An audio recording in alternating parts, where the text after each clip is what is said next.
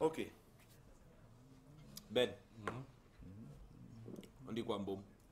Tout ce que je dirais ici aujourd'hui ne devrait en aucun cas être interprété de manière autre que par les propos que je vais délivrer ici.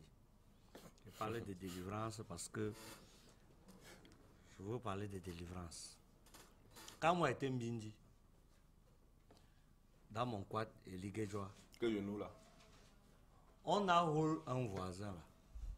Il était en train de faire les bêtises avec un petit garçon de 8 ans. C'est comme ça qu'on appelait ça quand on était Mbindi. Oui, on disait qu'il se faisait les bêtises. Mamofoulous. On les a tcha dans les bêtises. Il avait dans les 25 ans comme ça, et le petit avait 8 ans. Garçon. On l'a tcha, on l'a pris en Condé, donc on ouvre à Condé. Il a pris pour 15 ans d'emprisonnement ferme, le man là.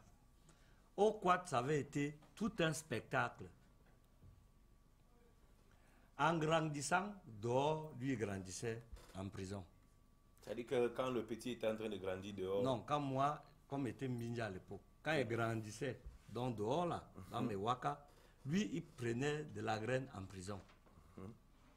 En fait, en prison, il était devenu un grand croyant. Il a donc commencé à apprendre la Bible. Oui, ça arrive à beaucoup de prisonniers. Hein. Oui. Il est devenu un prédicateur de catégorie 1, 2, 3, c'est-à-dire que jusqu'à on n'en a plus. Un jour, comme ça, là, par hasard, j'ai rencontré le même man. J'étais déjà grand. Je baillais les petits couches jetables au Mouna. Je vois un Joe qui est dans le rang pour bailler aussi. Mais sauf qu'il a les bagues un peu comme numérique, mais un autre genre encore. Il avait de ces bagues, de ces oués. Il me dit, mon frère, comment ça petit? C'est comment? J'aime ce que tu fais. J'aime ce que tu fais. Mais il faut que le Christ, il faut donner ta vie à Jésus. Il me choco sa carte, il me choco 2 billets de ten colo, comme petit choco. Il me dit de le fala. Il dit que tu es fala où? Il dit que non. Mais tu as quand même les ten, des 2 billets de ten. Sans prendre que les fabriquaient. C'est d'abord un grand qui était un grand au quad. Après les go dans ses oués, par rapport, je le régnais seulement dans les sapes là, notre genre. Bref, le gars est devenu pasteur. Il a fondé une église du réveil. Et du coup, je suis réfléchi que c'est vrai que dans la Bible, on a parlé de repentance. Ça veut dire que tu peux être le plus grand criminel de la terre et après, tu donnes ta vie à Jésus, tu commences à faire du bien. D'accord. J'ai donc commencé à vouloir savoir exactement de quoi il est question. Je suis donc Djoum dans lui. J'ai commencé même à waka avec lui. Sauf que fort soirée, on voyait du côté que tu connais là, l'axe du mal. Oui. Titi garage jusqu'à Essos là-bas. Véritable axe du mal. L'endroit là ne ferme jamais. 24 heures sur 24, c'est la sono, c'est la musique. Et il y a les embouteillages même à 2 heures du matin. Quand moi je commande ma bière que tu nous là, lui il commande l'autre qui est noir, qui est grand modèle là. C'est ça que lui joue. D'accord. Après le vendeur dit que le stock là est bolé. Il prend l'autre qui ressemble au whisky mais qui est la bière mélangée au coca là, que tu connais là. C'est ça que lui commence à enchaîner à Jean. C'est-à-dire qu'on va rester là-bas dans les gens 4 heures, 6 heures de temps. Quand moi j'ai bu mes 4 gens, lui il a 18 gens. Et la version que tu nous là. C'est lui qui donne son numéro de téléphone à toutes les serveuses. C'est lui qui ne fait que se lever avec son téléphone, aller chasser les filles. Je dis que je ne veux plus te voir chez moi. Il faut ramasser tes affaires. Après, ton mari va encore dire que... Peut-être c'est pour gagner leur âme pour l'église. Un pasteur. C'est-à-dire qu'après quelques jours de waka avec lui, j'ai commencé à me poser 1000 autres questions encore.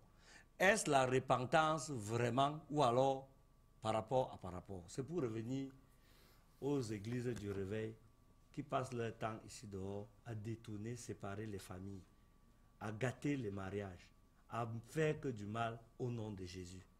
Je dis que nous, on vous regarde, on sait que vous êtes les faussaires. Tu ne peux pas être un criminel hier. Dès que tu sors de prison, tu vas prendre la Bible là-bas comme fonds de commerce. Quand tu sors, tu cherches le garage du voisin, tu couvres, tu achètes les chaises en plastique watt, tu go buy la batterie, tu as déjà les musiciens, la chorale, tu es déjà un grand prédicateur. tu dis les femmes et les enfants, premières victimes, je ne sais même pas comment vous faites. Toujours ce désespoir qui amène les gens vers ces gens. Et c'est les femmes, ce n'est pas les femmes qu'on ouvre la porte. La femme arrive, leur mode est simple. La femme arrive dans son église, elle pose ses problèmes. Le gars demande, ton mari travaille quoi? C'est pour commencer à voir combien il doit te prélever. Après, il te dit qu'il faut venir payer la dîme. La dîme, c'est le 10e de tes revenus. Si tu gagnes 100 000, tu dois venir choquer 10 000. Ainsi de suite. Par mois. Oui, tu dois venir donner comme ça. C'est dans la Bible. Il te récupère comme ça. Après, il te dit que pour les problèmes que tu as là, il faut venir avec ton mari ici. Quand tu rentres chez toi, tu peux dire à ton mari que le pasteur a dit que je te brinque. Vous savez que l'homme va réagir avec violence et fracas. Quand il va réagir avec violence et fracas, il dit au pasteur que mon mari n'est pas venu, il a même mal pris, il t'a même insulté. Vous savez ce que le pasteur dit à la femme? Que lui-même, il sait ce qu'il te fait. Tous tes malheurs là, c'est lui. Quand je te dis de venir avec lui, est-ce que tu crois que je suis devenu idiot? C'est que je voulais te dire par là que tes malheurs viennent de lui. C'est comme ça que la femme commence à faire le tourne-dos à son mari, commence à ne plus s'entendre avec le mari à la maison. Les enfants commencent à être délaissés parce que l'union, l'harmonie dans le couple n'étant plus de mise. Et c'est comme ça que les séparations commencent. Elles finissent toujours pas dans le lit du pasteur, qui est le seul qui a la matière à délivrer cette femme sexuellement. C'est toujours eux. C'est toujours eux. Ils sont toujours champions. Ils ont toujours l'instrument qui va te délivrer. Est-ce que tous font comme ça? 90% des églises du réveil sont des faussaires. Ils ont leur technique, sont basés sur l'argent. Tu ne verras aucun gourou des églises du réveil qui n'est pas bling-bling, qui ne te met pas tous les super costards de la terre. Bref, tous les fidèles sont pauvres. Il n'y a que le pasteur qui est capot. Je dis que dans les églises, il n'y a que le pasteur qui est le capot. Tous les autres fidèles, c'est les cons qui passent leur temps à chanter. Un pasteur te fait coucher au sol. Il dit que tu as déjà les démons. Il monte sur toi avec toutes ses chaussures. Il commence à sauter sur toi, mon frère. C'est tout le démon là. Est-ce que le démon là, quand on va monter sur toi et appuyer ton ventre, le démon va sortir? Il y a les persis. Et les gens se prêtent au jeu. Je suis né, j'ai grandi à Liguéjoa. Je vais vous faire une révélation. Moi, j'ai travaillé pour les gens là. Quand on était Mbindi, on était les chefs gombistes. On était les petits gombistes. Un monsieur est venu là, il dit qu'il s'appelle Renard Bonke. Il avait ouvert sa chapelle de prière ici à l'esplanade de l'Omnisport. Il venait tous les ans, Renard Bonke.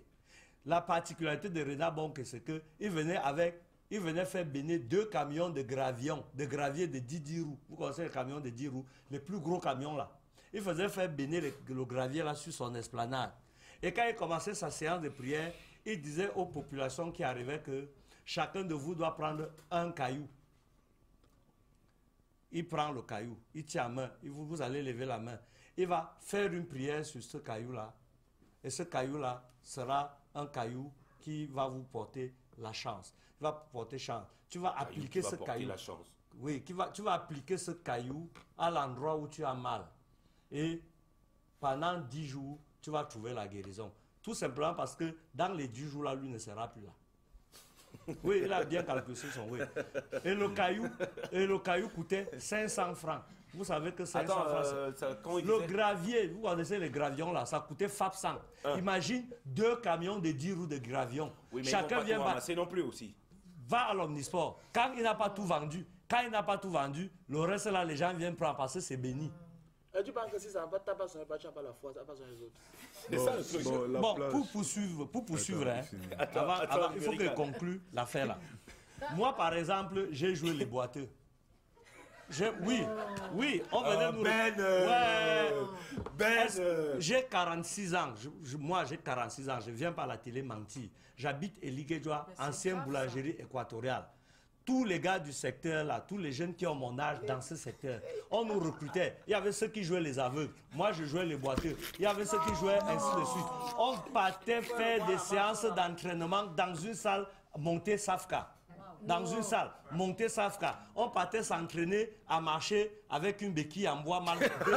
D'autres apprenaient à se diriger sans voir, avec un guide qui venait les abandonner au milieu de la piste, ainsi de suite. Il y avait des gens qui devenaient bègues et après trouvaient l'usage de la parole. Il y avait des gens qui étaient mieux après commencer à parler. Il y avait des gens qui commençaient à voir sur le coup. On nous On n'a pas entraînait. fait aussi l'entraînement, hein, pauvre. On nous a payé pendant au moins 2 ans. On n'a pas fait l'entraînement aussi parmi vous là, il n'y avait pas un gars qui était pauvre et qui est Sauf que je ne suis pas en train de décrire une scène fictive. Je suis en train de vous décrire ce que j'ai vécu en tant que jeune dans ce quartier. D'accord. On nous amenait dans la cour et pendant qu'ils faisaient des grandes séances de prière et tout, ils demandaient tous qui ont un problème et qui veulent une guérison sortent. Donc on nous disséminait partout dans la foule et on sortait l'un là-bas, l'autre là-bas avec des haillons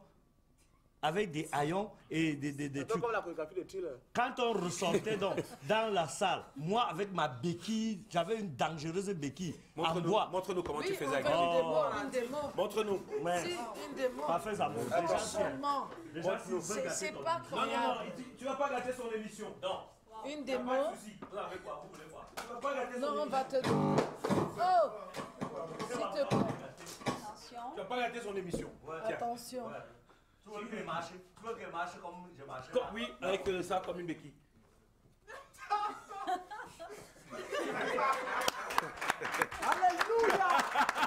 Maintenant, Ben, et après la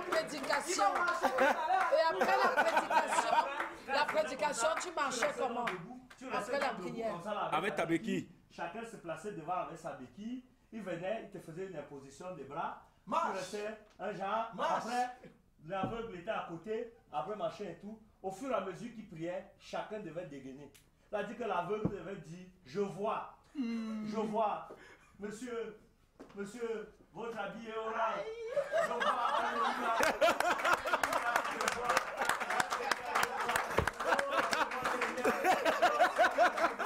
Après, moi, mon rôle, Franchement, c'était c'est de pas... continuer avec ma béquille. c'est pas Un temps là, après, je la balançais.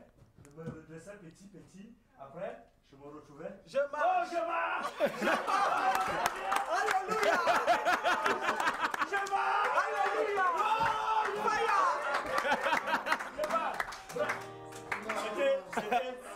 C'est pas de la fiction ce que tu fais là. Je ne fais aucune fiction. Je ne me suis jamais présenté en spectacle.